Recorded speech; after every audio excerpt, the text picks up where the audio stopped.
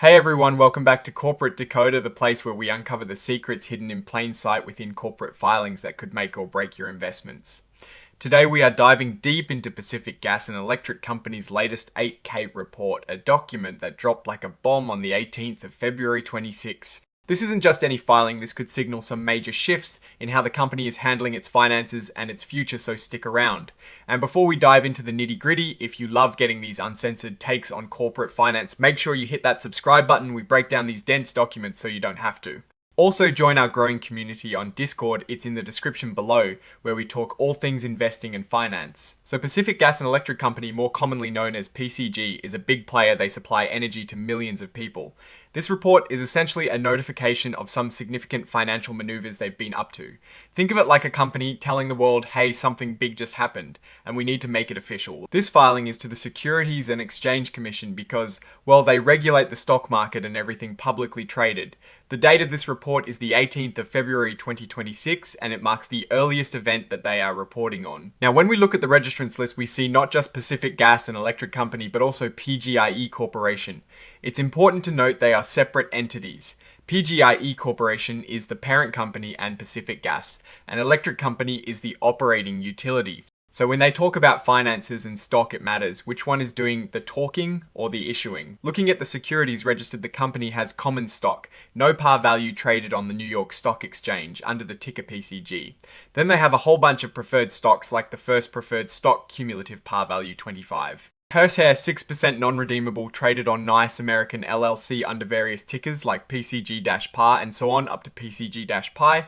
They also have this interesting 6.000% series, a mandatory convertible preferred stock, no par value, also on the New York Stock Exchange under the ticker PCG-PARX. This is a lot of different ways the company raises money through different types of stock. Okay, so the main event here is detailed in item 8.01 other events. On the 18th of February 2026, Pacific Gas and Electric Company, or the utility as they call it here, entered into what is called an underwriting agreement. This is a fancy term for an agreement to sell their debt, basically their bonds. They have just issued and sold a massive amount of bonds. They've issued and sold bonds worth a staggering $400 million maturing in 2029. These are the 2029 bonds.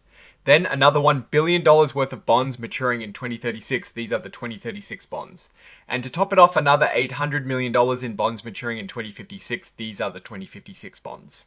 In total, they've raised a colossal $2.2 billion through these 3 bond issuances.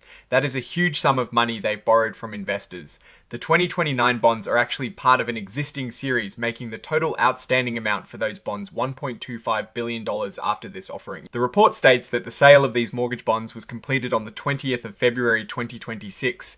This means that as of the date of this filing, the money from these bonds is in the company's hands, and they have officially taken on this new debt. So why would a company like PCG borrow over $2 billion? Typically, companies issue debt to fund operations, pay off existing debts, or finance new projects. For a utility company, this could be for infrastructure upgrades, maintaining their grid, or even for environmental initiatives.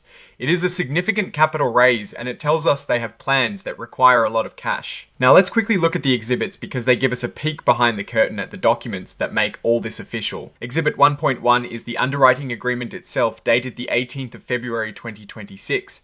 This is the contract with the banks BMO Capital Markets Corp, Bofa Securities, Inc., SMBC Nikko Securities, America, Inc., and Wells Fargo Securities, LLC, who helped them sell these bonds. Then we have Exhibit 4.1, the 33rd Supplemental Indenture, dated the 20th of February 2026. This is the really detailed legal document that lays out the terms of the 2036 and 2056 bonds, with the Bank of New York Mellon Trust Company, NA, as the trustee. The trustee acts on behalf of the bondholders, ensuring the company follows the agreement. Exhibit 4.2 is the 20th Supplemental Indenture from the 5th of June 2023 relating to the 2029 bonds. This means the 2029 bonds weren't entirely new, they were an expansion of an existing debt offering. And Exhibit 5.1 is an opinion from a law firm, Hunt & Andrews Kurth LLP. Lawyers give opinions on these deals to confirm everything is legal and properly structured. Looking at the signatures at the end, we see Carolyn J. Burke, Executive Vice President and Chief Financial Officer for PG&E Corporation, signing, and Stephanie N. Williams, Vice President, Chief Financial Officer and Controller for Pacific Gas and Electric Company. This shows that both the parent corporation and the operating utility are involved and acknowledge these filings. The date here is the 20th of February 2026, confirming the completion of the bond sale. So let's break down what this really means. Pacific Gas, an electric company, just borrowed over $2.2 billion. This is a massive amount of debt, and it signals a period of significant investment or financial restructuring for the company. Investors who buy these bonds are essentially lending money to PCG, and in return they get their principal back plus interest payments over the life of the bond. The interest rates are 6.100% for the 2029 bonds, 5.200% for the 2036 bonds, and 6.00% for the 2056 bonds.